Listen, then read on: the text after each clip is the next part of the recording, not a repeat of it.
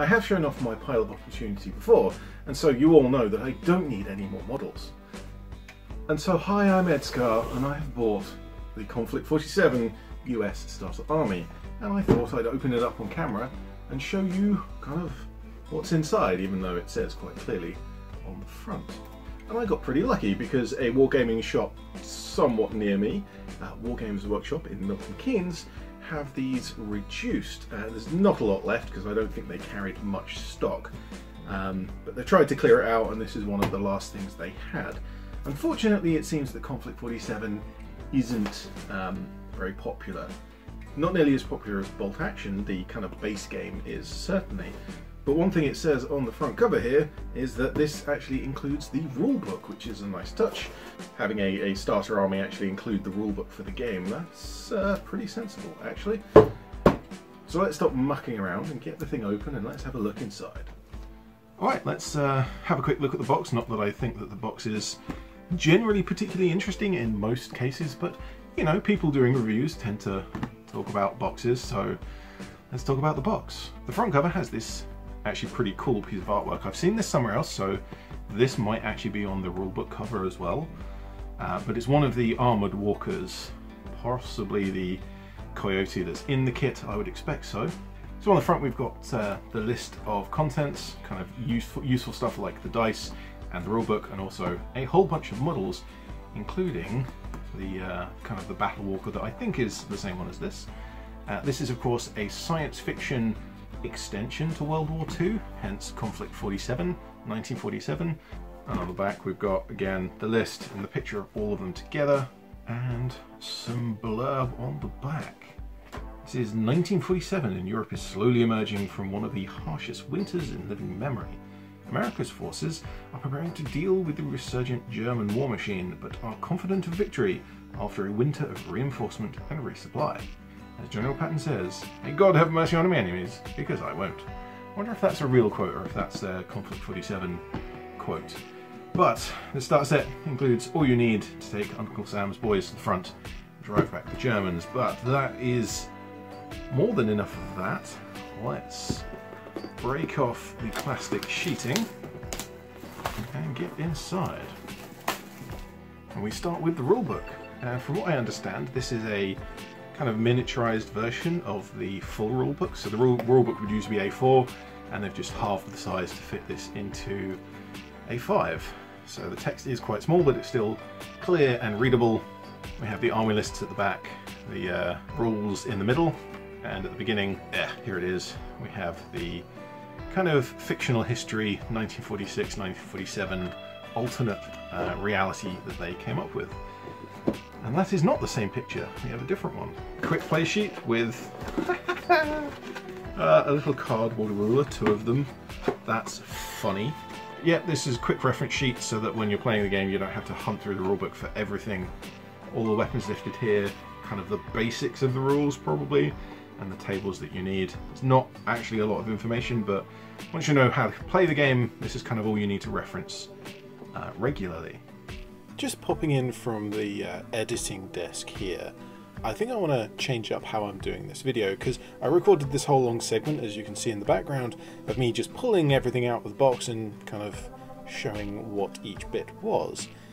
But then I went on to actually build each of the models, or at least most of them, over the course of a couple of hours, and I recorded all of that as well. So I think rather than showing each of the models as I unbox it, and then also show each of the models as I build it, I'll jump straight ahead to the rulebook and kind of my opinions there, and show each of the models as I built them. After perusing the rulebook for a little bit, I'm struck by just how similar it is to the Bolt Action rulebook, and that is rather well done. It is split into 3 sections. The first deals with the lore of K47, where it splits from real history. The middle section is the rules, which is very much Bolt Action with some extras and slight alterations. And finally some army lists so that you can get stuck into playing without having to hunt down a bunch of ancillary books. The lore is something I was actually quite interested in. At what point does the game story diverge from real history, and how? Well, it seems like in a point that's somewhat reminiscent of the Stalker computer game series. The nuclear testing around the Manhattan Project is the point of divergence.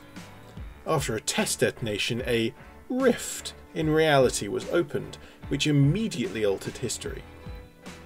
The US then used their first nuke on Germany in an attempt to avoid the mass invasion of Europe, which not only didn't work, but opened another rift in Germany. During the next few weeks, signals and information started to be detected and decoded coming from the two rifts, including information on how to make certain technologies. Importantly, miniature power sources so that personal powered armor suits would be feasible, as well as weapons like Tesla cannons and sonic cannons and other fun stuff. The following pages include the progression of events from the alternate 1944 through to 1947 when the game is set, and it does so by going through each theatre of the war and showing how things diverged from reality. It's written in the same kind of brief faux historical overview that kind of Bolt Action had a real historical version, and I appreciate that. Kind of like short coffee table book segments that don't really go into much detail but give you sort of an idea of what happened. The bigger chunk of the book in the middle is the rules, which are mostly Bolt Action, and so anyone familiar with that game will jump right in here.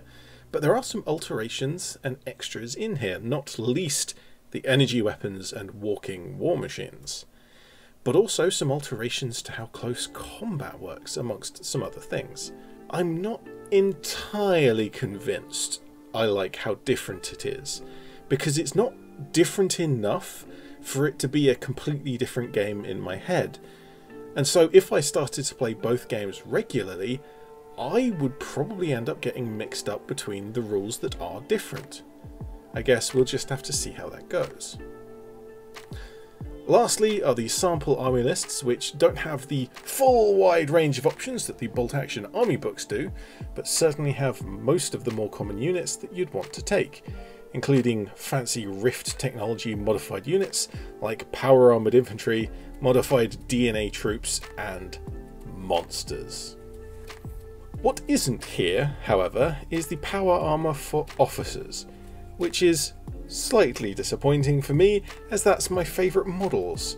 After I got the Soviet armoured officers, I looked at their counterparts for all of the other armies. Videos coming soon.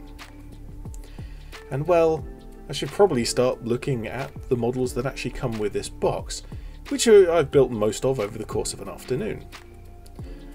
Warlord games are generally known for good quality models, not so much their instructions. The Sherman here has some tiny fiddly bits, and the only indication of where they go is some vague isometric view. I had to look up photos of the models and real Shermans to work out exactly where some of these bits go, which wasn't too difficult, but just to work out which way up they go, which side to glue, and that sort of thing. One thing I do like is how the tracks go together. Rather than each individual link being many separate pieces and all of the suspension being 1,000 parts, like a scale model kit would, the Warlord game's tanks are designed for wargaming, and so are a lot more durable. The tracks are split into two solid pieces with cutouts to glue to the side of the front sprocket, which makes for a lot of surface area for a strong cement join. And I'll just let that play in the background, so if anyone's struggling you can hopefully get an idea of how that should go together. For Konflikt 47, the Sherman includes the resin turret with a Tesla cannon, but it is still the complete plastic kit, and so you get the historical kind of Sherman 1, I think, turret, and so you can use it in either game. The Coyote Lightwalker is up next, with a solid resin body and metal everything else. I'm not quite sure why Warlord Games splits their kits up between resin and metal in this way.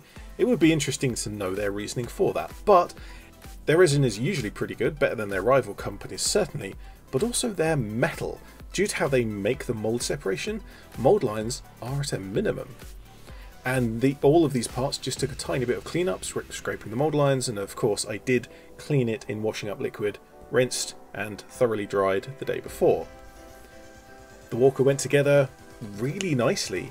It has a little bit of posability, so I gave it this dynamic running pose, and I'm actually really looking forward to painting this one because it's a really cool model. Next up are the powered armoured infantry. Similar to the armoured officers that I've mentioned already, these are quite simple. Solid block for the torso and legs, with just the arms and head separate, and I didn't glue on the heads because I want to paint those up separately. Do pay attention because one of these sets of arms is left-handed with the gun on the other side, so don't get those mixed up. Finally, the plastic infantry, your government issue bolt-action United States of America soldiers, which are the older style Warlord kit with the guns separate from the arms, and I love this. A lot of people really hate this and prefer the ones moulded into hands because that is easier to build, but I prefer the separate versions as it leaves open every opportunity to convert and kit bash, and maybe I have to do a little bit of a video on that someday. But for this video, I think it's time to wrap up. I've shown all the contents and hopefully given you a closer view of the more interesting aspects of it. The models are really cool, a combination of historical and alternate sci-fi that blends together pretty nicely, as well as the full rulebook for the game, and all of the gubbins needed to actually play. The only thing you're missing is an opponent and their army. For the list price of £101, you're not just getting a little bit of a deal on a bunch of models, you're genuinely getting an entire playable army. It's just about 1,000 points. Remembering that those plastic infantry make your officer, you get a bazooka and a sniper in there as well, and you can of course make an infantry squad. From an approved retailer you might be getting 10 or 15% off, and I just got really lucky with the retailer somewhat near me, Warlord Games in Milton Keynes. I got a double discount and I'm really happy with the quite amazing deal that I got there. And so all I need now is an opponent. So let me know your thoughts, especially if you want to see any more detail of building the models or if you want to see me paint any of them in a future video. But for now, I'm ED-SKaR, always will be, and thank you very much for watching.